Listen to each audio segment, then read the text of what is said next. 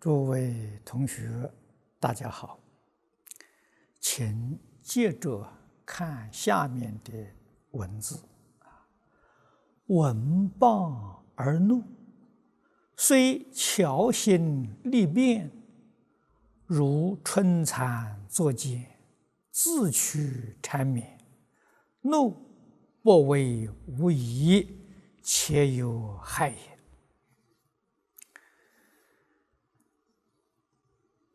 这一桩事情，在我们日常生活当中常常遇到啊。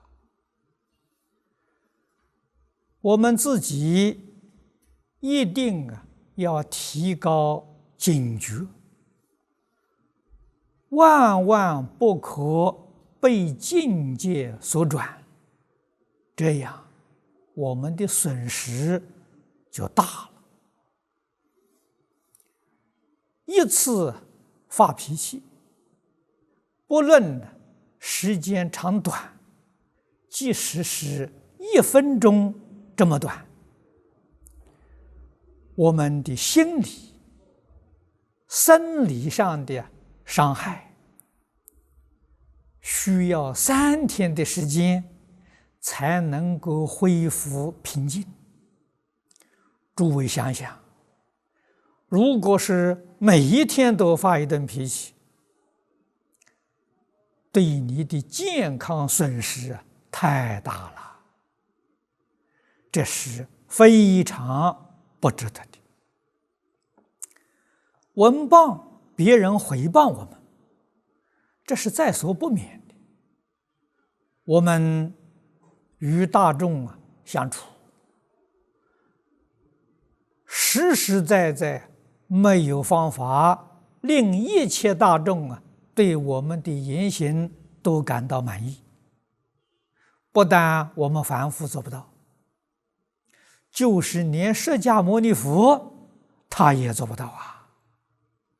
你看看他老人家在世的时候，常常找麻烦的诽谤侮辱的，甚至于陷害的，有提婆达多内部僧团里面有6群比丘找麻烦，外面有6寺外道，这都是世尊当年在世给我们做了好榜样啊！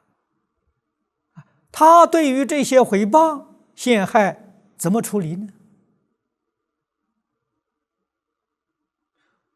用不动心用真诚、平等、慈悲来处理这是我们应当要学习的所以，如果我们听到别人诽谤还会发脾气甚至于极力为自己辩护，这个是自寻烦恼所以了凡先生在此地举了一个比喻，如春蚕作茧，自取缠绵实在没有这个必要。说怒不为无益，且有害也这个2句话是至理名言。因此我们要希望自己一生生活得幸福美满，你就要记住如何能在一生当中不发脾气。这个是修养功夫到家了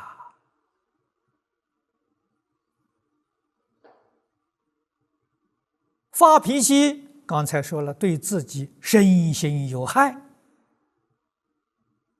给对方也有害啊，彼此都有害啊，两方面都没有好处啊。如果我们能够忍受啊，能够以不动心来处理，我们自己得利益啊，得什么利益呢？定慧增长。一个人一生当中的福德是从定慧当中来的，定慧增长啊，就是福德增长啊，定慧是因，福德是果啊。与对方啊也有利益啊，我们没有怨恨心，没有报复心啊，不给他结冤仇，所以自他两利，这是菩萨道啊，是菩萨学啊。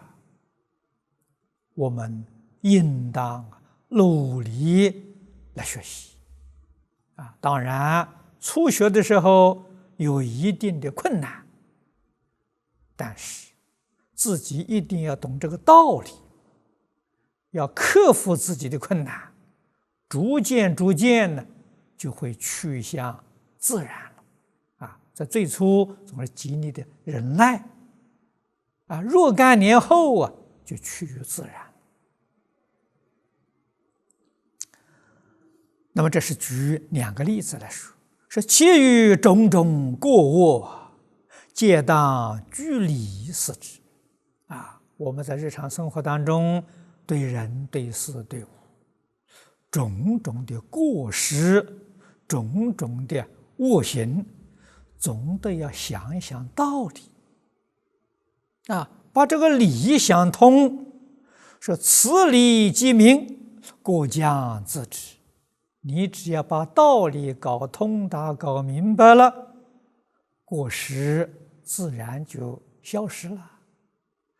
这是改过第二个方法啊，这个方法比前面殊胜多了啊。再看了凡先生讲的第三个方法，何为从心而改呢？过有千端，唯心所造。说无心不动啊，过安从生啊？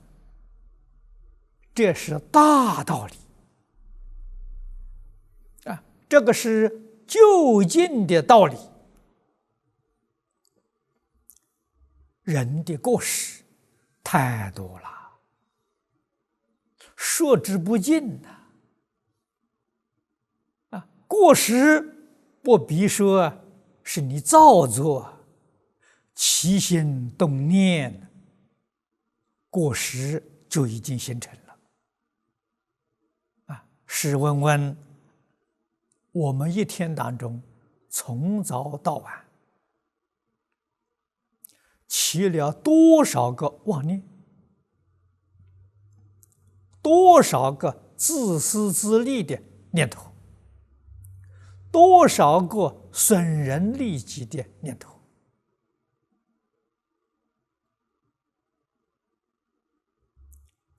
这些过患都是唯心所造啊！你心里在起心动念吗？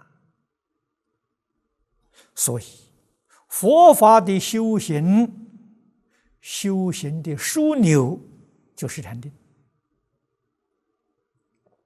诸位千万不要错会意思啊！佛法里面修禅定只有禅宗，那你就搞错了。只要是佛法，无论是大乘、小乘、显教、密教啊，宗门教下，许许多多的宗派，无量无边的法门。这佛家常讲啊，84000法门，无量法门。总而言之呢，都是修禅定啊。所以禅定啊，是佛家修行啊，不论哪个法门共同的原则，只是修禅定的方法不相同啊。比如说这个密宗里头用持咒的方法修禅定啊，这个净土宗呢是以念阿弥陀佛的方法修禅定啊，这持名的方法，也有用观想的方法，也有用观相的方法啊。在教下呢，有读诵经典的方法啊，有用持戒的方法，方法多啦，没有一个方法不是修禅定。如果不是修禅定，那就不是佛法。这一个事实，我们总得要搞清楚、搞明白。那么，如果真的得定了啊，什么叫定呢？心在一切境界里面，顺境逆境啊，善缘恶缘啊，这个善缘恶缘呢，是佛教的名词，是对人事环境来说的。善缘就是跟很多善人在一起，恶缘呢是与很多作恶的人在一起啊，人事环境。无论在什么环境里面，只要自己不起心不动念，那就叫禅定啊。所以无心不动啊，过安从生呢？啊，哪里来的过失呢？起心动念就是过失啊。只要我们在一切境界里头啊，对人对事对物去练不动心啊，练着不起心动念。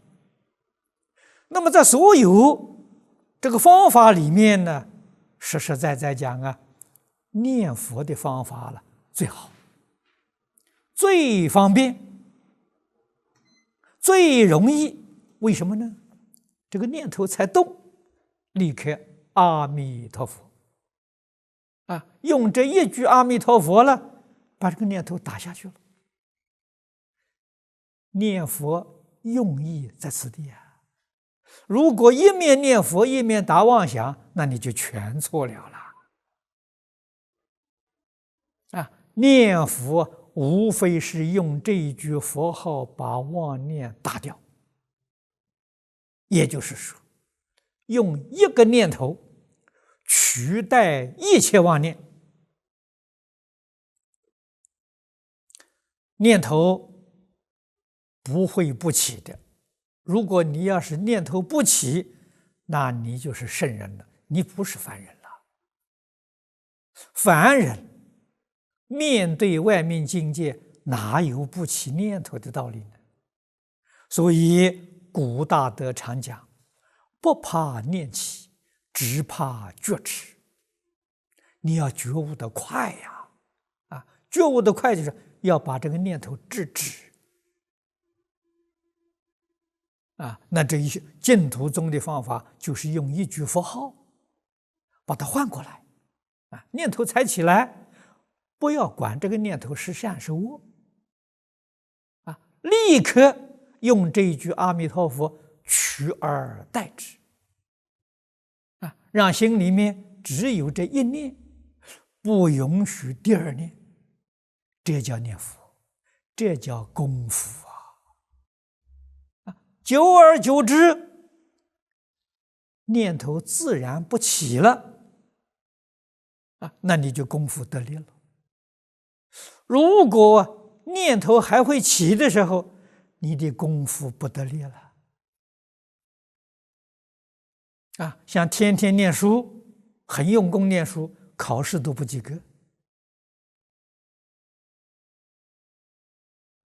你拿不到成绩呀！所以学佛人、修行人，修行就是修正我们错误的思想，修正我们错误的行为。我们今天采取持名念佛这一个办法，用这个办法，在一切时、一切处里面保持着我们的清净心。那么换一句话说，保持我们不做恶业。下面举几个例子。学者，这个学者就是学佛的人，释迦牟尼佛的学生。释迦牟尼佛现在虽然不在了，他的经典还留在世间。我们依照经典的理论方法来学习，那都是释迦牟尼佛的学生。说学者与好色、好名、好货，这个货就是物质享受，好怒，种种诸过，这些事情，那凡人在所不免呢。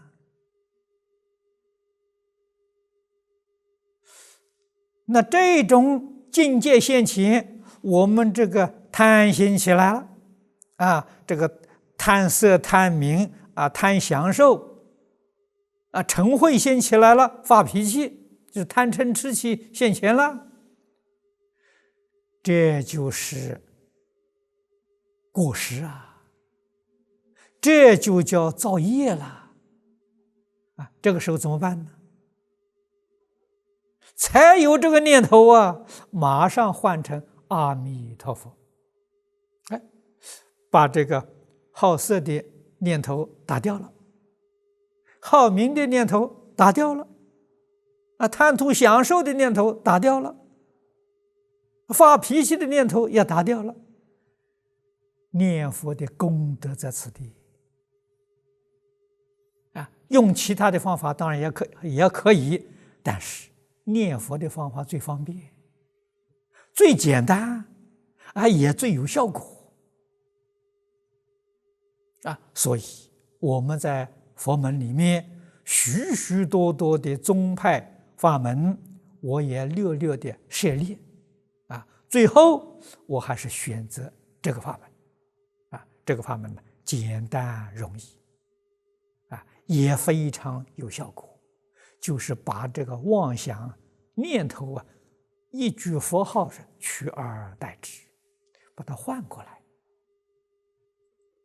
逐渐的妄念就少了，这些境界现前，练的时候也如不动了，不是说眼睛不看，耳朵不听，不接触，不是的，我眼也看，耳也听，一样接触不动心呐。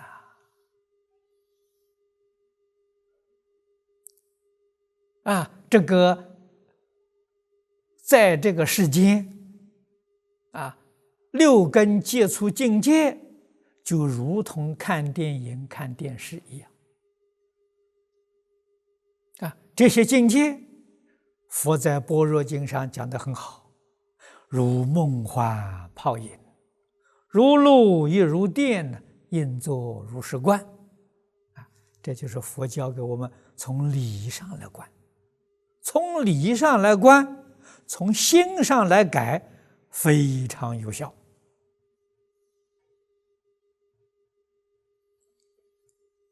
所以种种诸过，不必逐类寻求不必要一桩一桩去想，一桩一桩去改那个多麻烦呢，多费事但当一心为善，正念现前，邪念自然染污不上嘛。这话说得好所以只要我们自己把握住保持住一心为善。怎样叫为善呢？念念都为了利益众生，利益社会，利益国家，一心为善。绝不要想利益自己。诸位要知道，如果夹杂着一个念头利益自己，你的善就不纯了。善里头有夹杂，夹杂着不善呐。这个道理要懂啊。自己的心纯善，自己的行为当然纯善。要做到纯善，决定不能有丝毫自私自利的念头，我们才能够成就这正念现前。这个正念是对邪念说的，邪念就是错误的思想、错误的见解、错误的行为。这种错误对社会是有伤害的，对自己是非常不利的。你伤害社会，伤害别人，将来果报在三途啊！眼前纵然得一点小利益，往后所受的果报，如果拿来比较一下，你就晓得得不偿失你得到的太少了，你付出的代价太大太大了，不值得所以时时保持着正念纯正之念，就是前面讲的无心不动。外面境界呢，寥寥分明。这正念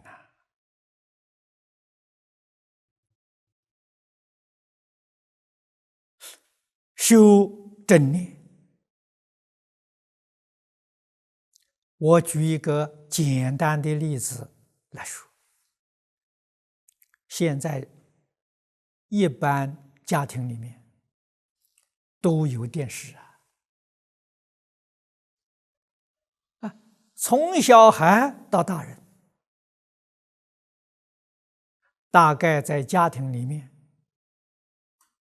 看电视的时间最多。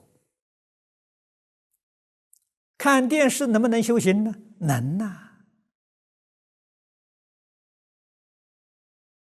我过去就教不少人，把《金刚经》的4句偈写下来，贴在电视那个荧光幕的旁边。这4句是：一切有为法，如梦幻泡影，如露亦如电，应作如是观。我们用这句偈子来看电视，那就是修行了。电视画面你看得清清楚楚，电视的音响你也听得清清楚楚。你在这个里面学什么呢？学如如不动，不要被他转了。他演个欢乐镜头，他笑你也跟他笑，他哭你也跟他哭，你就完了。你自己做不了主你被他转了。修行人怎么样呢？我不被他转，我转他，那你就成功了。楞严经上讲若能转境，则通如来。境界现前，你不被他所转，你就能转他。所以转他呢，你就能够教导他，你就能够改变他，帮助他改邪归正如果你自己没有这个能力，没有这个定力，没有这个智慧，你自己都保不住自己，你怎么能转别人？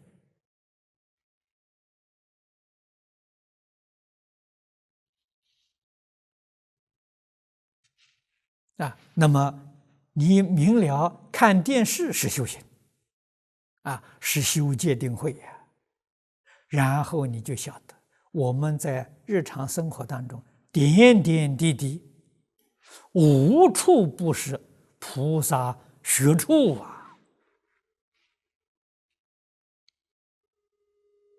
无处不成就无上道。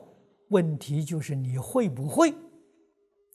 你看看禅宗这个大德，我们过去在这个娱乐里面常常看到，他们测验学生，常常问学生：“你会吗？”这两个字的意思深广无尽的。如果你要是真会了，点点滴滴都是佛法，头头是道，左右逢源这才是真正成就这也是《华严经》上所讲的离事无碍，事事无碍宗门跟教下用的术语不一样，意思完全相同你们想想看，宗门讲的头头是道，左右逢源教下讲的离事无碍，事事无碍，不是一个意思吗？法门虽然不同，方法不一样，殊途同归在这个地方，我们果然明白了，我们对于所有宗派、所有法门，都要以恭敬心来对待没有高下，绝不可以说我念佛的很高，你那个比我不如我，这个错了。你的心不清净，你的心不平等你已经迷了，你没有觉悟。真正觉悟了的人，平等的法门，平等无有高下了，这是对的这是决定正确的所以一心为善，正念现前，要紧假如我们现在的社会，现在的国家每一个人都能够一心为善，正念现前，这个社会上哪里会有邪教呢？哪里会有邪知邪见呢？自然就消失无踪了吧？古德常说破邪显正。我们今天把这一句话翻过来说，显正邪就不能存在了社会上为什么有这么多邪知邪见？因为没有正知正见的教学于是邪知见一出来了，大家好奇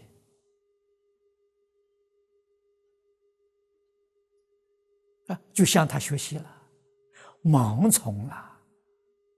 谚语所谓的是不怕不识货只怕货比货。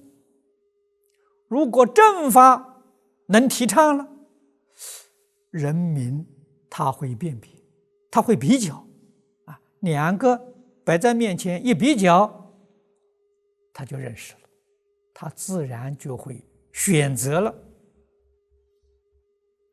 今天邪教在整个世界充斥在社会上什么原因呢？在这个时代里头没有人提倡正法了儒家打倒孔家店儒家是正法，是教人孝悌忠信、礼义廉耻教人呢五伦八德，正法了，不要了。佛法是正法佛法教人孝养父母，奉事师长，慈心不杀，修十善业现在大家认为佛法是迷信破除迷信打倒迷信，这里头产生了很大的误会。佛不迷信佛的口号是破迷开悟把破迷开悟当作迷信打倒了，那什么叫不迷信呢？那一定是邪法是不迷信，邪教是不迷信。当然社会上一窝蜂都去学邪教去了嘛。这个地方我们要多想一想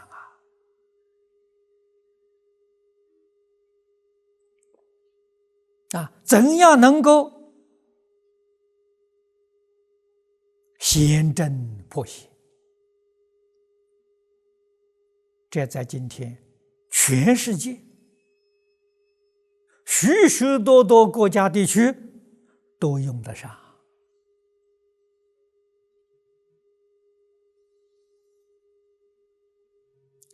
再看下文下文从比喻上说，如太阳当空魍魉潜消。这两句是比喻，把太阳比作正法，把魍魉比作邪法魍魉是妖怪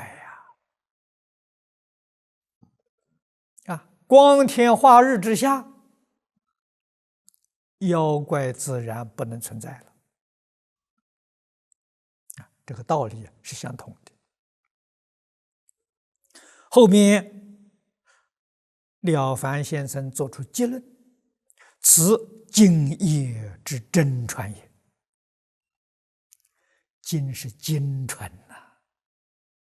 一是唯一独一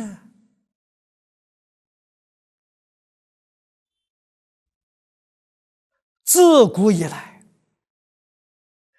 甚深相传，这是真传各有新造，亦有新改这个是从根本改，这样改才能改得究竟，才能改得彻底。如斩毒树直断其根系彼枝叶而发，叶叶而泽哉这再用比喻说，譬如我们看树这个树有毒，不是个好树，我们要把它连根拔除从根上去把它斩断，不必要枝枝叶叶，寻枝择叶，多麻烦呢根刨掉就好了吗？枝叶自然就枯萎了这是说改过。前面讲的从理上改，就像伐树从树干上下手从事上改，就好像从一株这个树叶上下手，这个很麻烦的，很不容易从心改呢，那就是从根下手，这个容易了而且是真正做到究竟。再看底下这一段文总结大抵最上之心，当下清净，才动即觉，觉知即无所以我们学佛用功也要抓到纲领抓到纲领，从根本上起修就不难了我们今天讲到佛法，佛法的经典那么多啊！古人形容啊，浩如烟海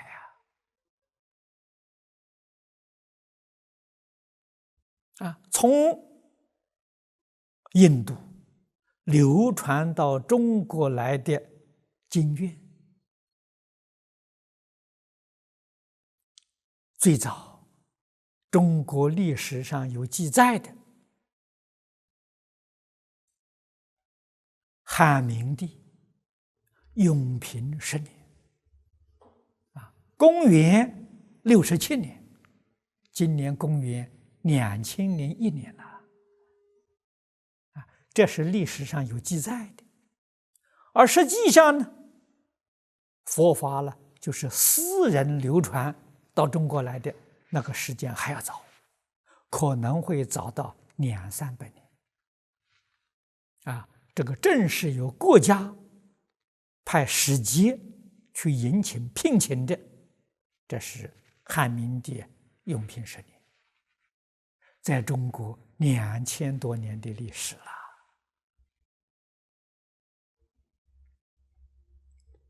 那么经典不断的流入中国，大概最晚的是在南宋。南宋中国这个翻译刻印的大藏经完成了，总共有7000多卷那么现在再加上中国古时候这些祖师大德的著作，都收藏在这一部丛书里面，所以现在这个中文大藏经总共有3万多卷之多。如果我们要想学佛，这么多的典籍都要去看，都要去研究，都要去学习，那就是寻之则业，这多麻烦！这要到哪一年我们才能入门呢？所以会学的人从根本学，这就重要了。我学佛50年了，我讲经也讲了42年了，我在这一生当中总结佛法的精髓20个字我们存心就是说，在日常生活当中，对人对事对物，我们用什么心佛在经教里面教给我们，用真诚心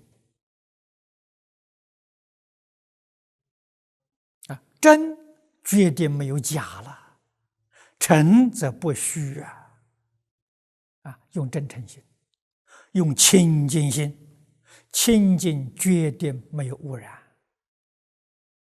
用平等心，平等就没有高下；用正觉心，决定没有迷惑；用慈悲心，爱护一切众生慈悲心里头没有自私自利，我们要用这5种心，这5种心就是大乘佛法里面讲的大菩提心如果用大菩提心来讲，很多人不好懂，照经典里面注解讲也很难懂。我这样说法呢，大家就很容易理解真诚、清净、平等、正觉、慈悲，佛心佛是用这个心对人对事对物佛的行为是什么呢？行为我也用了10个字：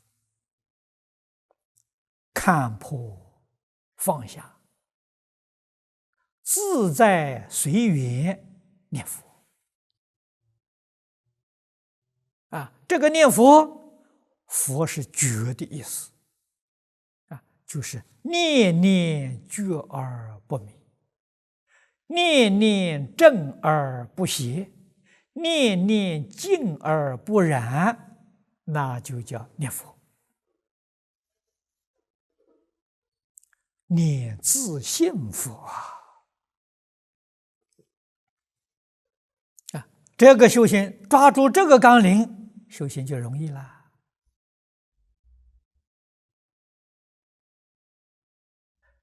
果然能够契入境界佛家所有经典摆在你面前，你不会感觉到困难你都能够通达学习所以事出世间法都要知道根本，都要抓住它的精要它的纲领，这样我们就明了了，是大概总是最上的是从根本修治心它的效果当下清净哪有那么多麻烦事情呢？才动即觉，觉知即无，这个心才动，立刻就觉察到，一觉察到这个念头就熄了这是古德所说的不怕念起，只怕觉迟。你要觉得快不要叫恶念相续，恶念才起来，第二个念头就是正念，这是最好的方法了。苟未能然假如你做不到最上的做不到呢，那就不得已而采取中间的所以不得已而求其次次是明理，须明理以谦之道理清楚了，道理明白了，自然把这个恶念邪思离开了又未能然，这个也办不到也办不到的，须随事以尽之，那就只好在枝枝叶叶上下功夫了。这个三层实在上讲，就是佛家讲的三种不同根性。上根的人从根本下手从起心动念处断一切我。中等根性的人用明理以谦之下根之人呢，那只有此随事以尽之所以佛为这些下根人制定了许许多多戒条这些戒条诸位同学一定要晓得，是释迦牟尼佛当年在世3000年前古印度那个社会上的生活规范在时间上呢，我们差距了3000年，在地理环境呢，我们这边是中国，那边是印度。你要能明白这个道理，然后你研究戒律，才真正会有心得要不要根据那个戒条一条一条去做呢？不必要。为什么呢？许多生活方式跟我们现在完全不同了这个要知道，要懂得他的精神之所在要学他的精神，思想上应当要用现代的生活方式，不能去学3000年前古印度生活方式，那就错了，那释迦牟尼佛看到也笑话你，你怎么这么笨？所以佛法即使是戒条，条条都是活活泼泼的，不是死呆板的但是根本戒那是超越时空，超越时间，超越空间，一切时一切处，那都是准则，这不能改变的这个根本戒是5戒，只有5条不杀生，不偷盗，不邪淫，不妄语，不饮酒这个5条确实不管在什么时代，不管在哪一个地区都行得通的这个5条是超越时空必须要遵守的。那么其他的戒条很多很多，一定要看适不适合我们现前这个时代在我们现前这个时代应该如何来修订不违背它的精神但是在思想上呢，一定要加以修正。第一次在中国大规模的做这个修订的工作是唐朝唐朝在佛法里面来说呢，有人说这个佛法在唐朝起了一个革命的运动也可以这个说法那就是中国的丛林制度兴起了。百丈这个马祖建丛林，百丈立清规他们2位大师提倡共修依众靠众这2个人他们是4兄弟是禅宗第8代的祖师，2位都是第8代的照一般讲法呢，是慧能大师的徒孙建丛林就是把佛法的教学修行制度化了正式的制度化了。丛林就像现在的大学一样组织很严密。丛林的主席就是方丈，如同学校的校长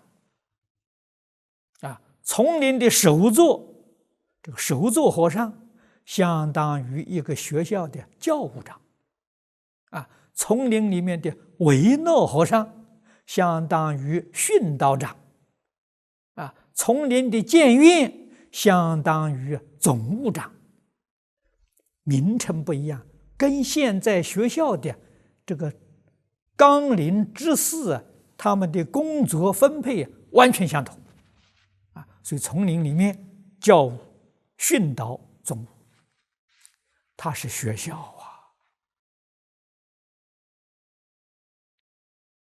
正规的立学校来教学来帮助大家共同做改过修善的这个功夫，这叫做修行所以修行总而言之就是改过修善而已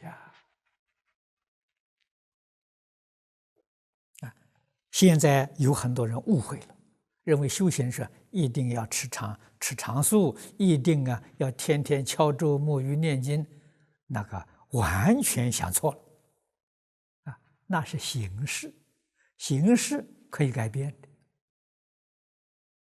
精神原理原则不能改变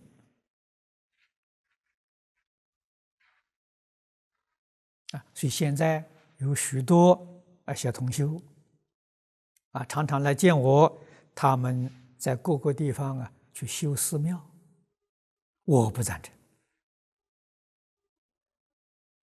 为什么呢？寺庙是2000年以前那个时代或者是在满清之前还可以能讲得过去。现代是民主、自由、开放的社会总不能叫人再回到这个专制时代去，这不可能的事情吧？现在道场应当怎样建立？要建立学校的方式佛教原本就是教育，还要回归到教学上去，所以建学校不要建寺庙，这样才好。如果讲弘扬佛法，弘扬佛法最好的道场，最理想的道场，那就是现代的卫星电视传播我们在这个摄影棚里面讲经说法利用卫星传播，全世界都能收听得到。你说这个效果多大呢？用这个方法弘法利生，把佛法的教学送到每一个人家庭里面去把佛法的修学这些理论方法，利用这个科学技术传递给每一个想学佛的人，这是正确的不要再盖寺庙了，盖寺庙的时代已经过去了。好，今天我们就讲到这里。